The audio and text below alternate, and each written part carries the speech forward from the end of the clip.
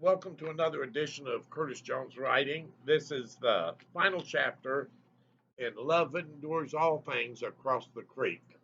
The next presentation I will start on Love Endures All Things, the Deep South. Uh, if it's first time with me, these Love Endure All Things books, I have a trilogy of them, are my life story starting in 1967 or just before 67, and following up all the way through until I was 71 or 72 years old. It's a life story of myself and my wife Stephanie, who were we were married for 47 and a half years, and would have went till we were both dead if one of us hadn't passed away.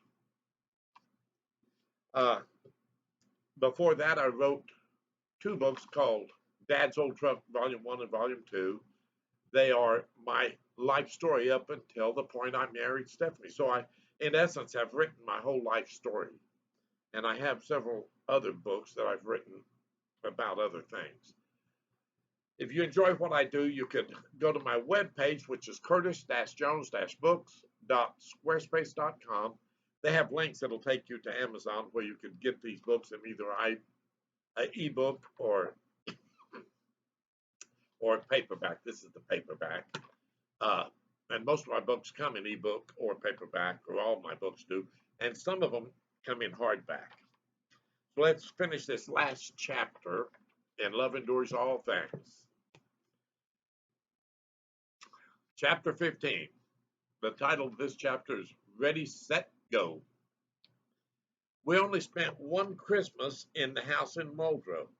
By June the next year, Stephanie had an interview with a company called Ch.15 Chicken Processing near Eufaula, Alabama. They asked for an interview, and Stephanie asked if they would pay for a rental car instead of an airline ticket, so we could travel together, and they agreed. We set the interview for Tuesday, and we started that way on Sunday. We drove from Oklahoma to Louisiana and went by New Orleans. We then traveled on Interstate 10 to Florida and took Highway 231 north into Alabama. We found ourselves in the north end of a hurricane as we traveled through Florida. We were not able to get in the Gulf waters, but that was the reason we took the south route to go to Eufaula, so we could see the beaches there. It was very pretty drive for people that had never been in the southeastern states before. We arrived in Eufaula about 5 in the evening on Monday and stayed in a motor inn or motor hotel with a view of beautiful Lake Eufaula. It is where the biggest bass fishing tournament I had ever seen on TV was held every year. This was the first time for either Stephanie or I to be in the Deep South. We thought it was a wonderful place. We talked late into that night about what life would be like in the Deep South. People called us Mr. Curtis and Miss Stephanie. That was so cool. How cool was that? We said to each other. The Deep South stole our hearts on that trip. Stephanie was a native Californian, and I was a native Oklahoman. We were unlikely companions, and it was strange how two so different cultures came together so perfectly well and easily. It was a wonderful combination of different lifestyles. I learned so much from her, and she did from me. We were well adjusted to the lifestyle in Oklahoma. Stephanie and I were well able to adjust to lifestyles to fit in with whatever environment we found ourselves in because we had lived in so many different areas of these great United States. While we enjoyed California, we were destined to go to Colorado and Oklahoma and Kansas and Arkansas and other different places.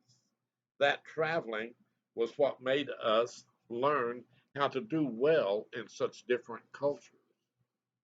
When Stephanie went to the person to interview, or person to person interview, I rode to the plant with her. While Stephanie was going through her interview, I talked to some folks who worked there.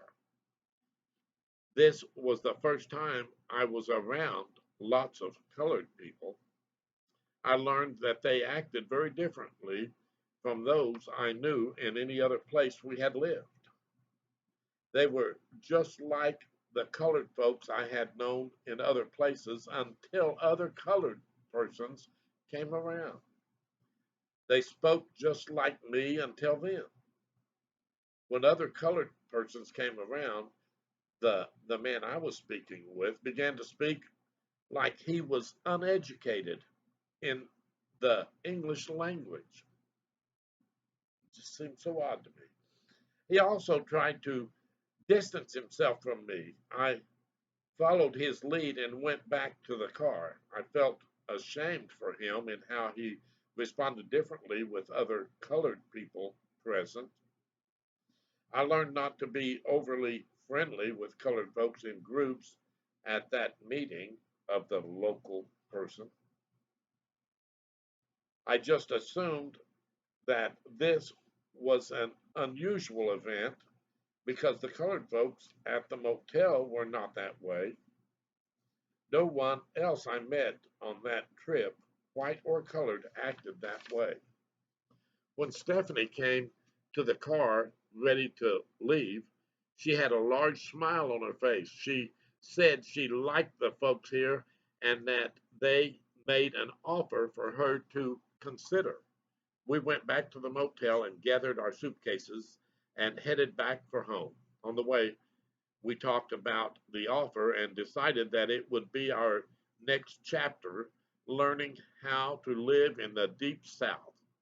When we got home, we had to make some long term plans concerning both of our places in Oklahoma. We had the one in Nycut still and the house in Muldrow. We talked to our son Brian, and he asked him to rent the house in Muldrow, so we wouldn't have to make a house payment there and rent payment in Alabama.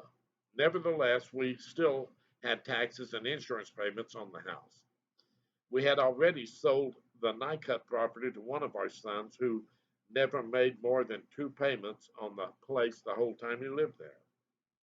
We had lived there for 30 months when we decided to sell out from under him. He had lived there for 30 months when we decided to sell it out from under him and his family. We also paid taxes on the Nycut property. We worked out all the logistics so we would be free to go to the deep south and live there. We were so excited about the move. Stephanie called the company back and made an arrangement for her starting date. Along with the starting date, she made provisions for some time off to make the move to Alabama. We were given 7 days to move to make the move. Stephanie set the time to start on Monday and end on Friday, giving us 11 days total for the move. Very smart girl. We left some of our furniture there for Brian to use. We said we would retrieve it when we could. We took some clothes with us and went to stay in a motor lodge at the south end of Eufaula. We lived in that motel for 4 weeks while Stephanie went to work, and I searched for a house to rent. I searched as diligently as I could, but it still took 3.5 weeks to get a suitable house that we could afford. When we rented the place, it was midweek, and that meant I would have 2 days to get the utilities turned on. We had to move into the house without any furniture. We bought a bedroom set from a local furniture store and had it delivered to the house before the weekend when we agreed to leave the motel. The change was exciting, frightening, and a little challenging too. We will go back to Oklahoma in 2 or 3 weeks to get our furniture and the belongings we want to have down here. The rest we will leave in Muldrow for now. I found many things different from Oklahoma here in the South. For example, many people dress for very cold weather when I could be out in short sleeves and they were in parkas. That was strange. I will speak to the next interesting stage of our life in the next episode that is in the works right now. When I wrote this, I hadn't finished them. Life can be so good and so hard as we walk through it. Don't just become discouraged. Changes are amazing and make great differences. Thank you for being with me for the last chapter in Love Endures All Things 2 Across the Creek. Tells about our life off grid, the changes that came, heart attacks, some death, and difficulties. I hope you enjoyed it. If you did, subscribe to my channel. There's no charge for it and no fees for subscribing. And I think you'll enjoy it. Every time I post something, you will be notified. Uh, if you like what I do, hit the like button. Hit the bell to be notified when I post things. And if you do enjoy it and you think you have family members that'll enjoy it, send it along to them. Share it with them. God bless you and take care. Next time I do a presentation, it will be from Love Endures All Things, Book 3, Until Death Do We Part. It's also called The Deep South. God bless you and take care. Until next time. Bye bye. Let me see if I can get this thing to go where I need it to. Let's see. Unplug this first. Oh, I can't find my mouse, my cursor. Just a minute. I got to get my cursor working. Where's this go?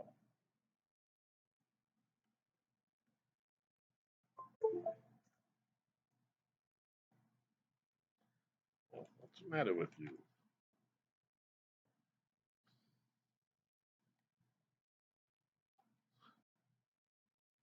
Huh? Nothing's working.